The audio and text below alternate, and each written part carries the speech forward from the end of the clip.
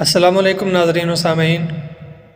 صلاۃ التسبیح کی احادیث میں بہت زیادہ فضیلت بیان کی گئی ہے، تو آج کی اس ویڈیو میں آپ جانیں گے نمبر 1 یہ کہ صلاۃ التسبیح کی فضیلت کیا ہے، نمبر 2 صلاۃ التسبیح پڑھنے کی نیت کیسے کریں، نمبر 3 صلاۃ التسبیح پڑھنے کا طریقہ کیا ہے، اور نمبر 4 صلاۃ التسبیح کے بارے میں چند مسائل۔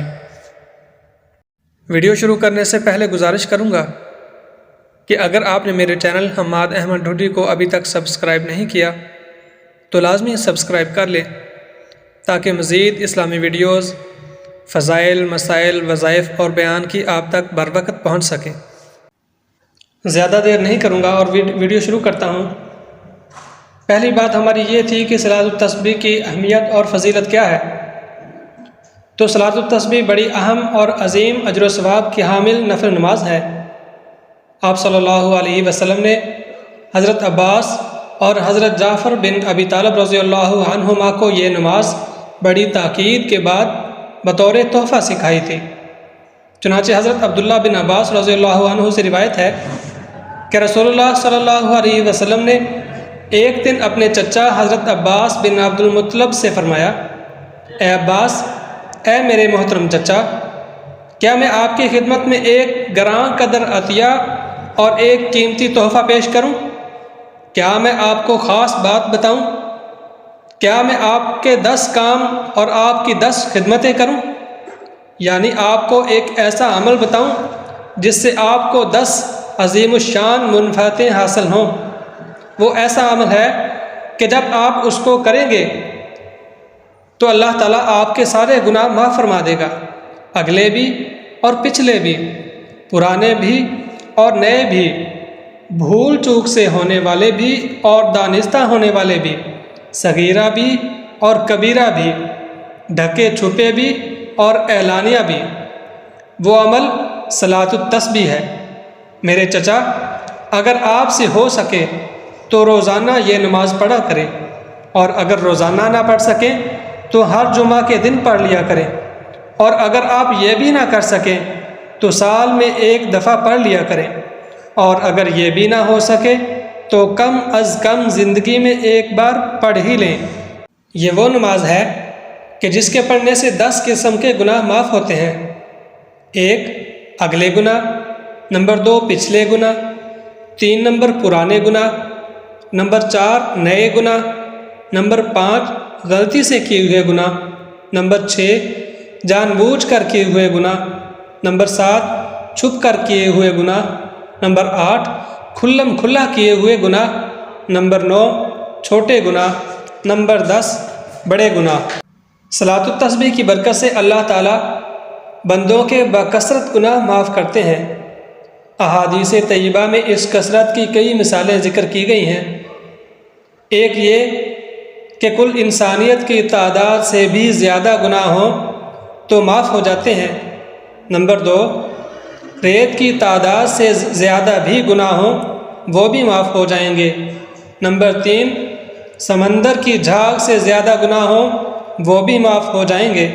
نمبر 4 ستاروں کی تعداد سے زیادہ گناہ ہوں تو وہ بھی معاف ہو جائیں گے۔ نمبر 5 قطروں کی تعداد سے زیادہ گناہ ہوں تو معاف ہو جائیں گے۔ نمبر 6 دنیا کے کل ایام سے زیادہ گناہ ہوں تو وہ بھی معاف ہو جائیں گے۔ ایسے ہی نبی کریم صلی اللہ علیہ وسلم نے اپنے چچا حضرت عباس رضی اللہ عنہ کو جب یہ نماز تلقین فرمائی تو انہیں اس نماز کی تاکید بھی فرمائی اور اس نماز کو تحفہ اور بخشش خوشخبری قرار دیا۔ اور صلاۃ التسبیح کی ایک بڑی فضیلت یہ بھی ہے کہ اسے ادا کرتے ہوئے بندے کو 300 مرتبہ تیسرا کلمہ یعنی سبحان اللہ والحمد للہ ولا الہ الا اللہ واللہ اکبر کی صورت میں اللہ تعالیٰ کی حمد و ثنا پر مشتمل بہترین کلمہ پڑھنے کی سعادت حاصل ہوتی ہے۔ اور تیسرا کلمہ بذات خود ایک انتہائی بابرکت اور عظیم الشان اجر و ثواب کا حامل ہے۔ یہ کلمہ ایک مرتبہ پڑھنے پر جنت میں درخت لگ جاتا ہے۔ اللہ تعالیٰ کے نزدیک سب سے محبوب کلمہ ہے۔ جنت ایک چٹیل میدان ہے اور مذکورہ کلمہ جنت کے پودے ہیں۔ اس کلمے کے اندر پائے جانے والے ہر ایک کلمہ کا ثواب احد پہاڑ سے زیادہ ہے۔ اس کلمے کے پڑھنے پر ہر حرف کے بدلے 10 نیکیاں لکھی جاتی ہیں۔ اس کلمے کا ورد جہنم کی آگ سے بچنے کے لیے بہترین ڈھال ہے۔ یہ کلمہ پڑھنے والے کے لیے فرشتے استغفار یعنی دعائے مغفرت کرتے ہیں۔ اس کلمے کا کثرت سے ورد کرنے والا افضل ترین مومن ہے۔ اس کلمے کا ہر کلمہ صدقہ کرنے کے برابر ثواب رکھتا ہے۔ یہ کلمہ میزان عمل میں بہت بھاری ثابت ہونے والا کلمہ ہے۔ یہ کلمہ قرآن کریم پڑھنے سے عاجز شخص کے لیے بہترین بدل ہے۔ نیت اس کی ایسے کریں کہ 4 رکعت صلاۃ التسبیح کی نماز پڑھ رہا ہوں۔ طریقہ صلاۃ التسبیح کا یہ ہے کہ نیت باندھنے کے بعد ثنا پڑھے اور اس کے بعد 15 مرتبہ یہ تسبیحات پڑھیں: سبحان اللہ والحمد للہ ولا الہ الا اللہ واللہ اکبر، پھر اعوذ باللہ، بسم اللہ، سورۃ فاتحہ اور دوسری سورت کی قرأت سے فارغ ہونے کے بعد رکوع میں جانے سے پہلے ان تسبیحات کو 10 مرتبہ پڑھیں۔ پھر جب رکوع میں جائے تو سبحان ربی العظیم پڑھنے کے بعد 10 مرتبہ پڑھے اور رکوع سے کھڑا ہو کے جب ربنا لک الحمد کہہ چکے تو اس کے بعد یہ 10 مرتبہ یہ تسبیحات پڑھنی ہے۔ اس کے بعد سجدے میں جانا ہے اور سجدے میں سبحان ربی الاعلیٰ پڑھنے کے بعد 10 مرتبہ یہ تسبیحات پڑھنی ہے۔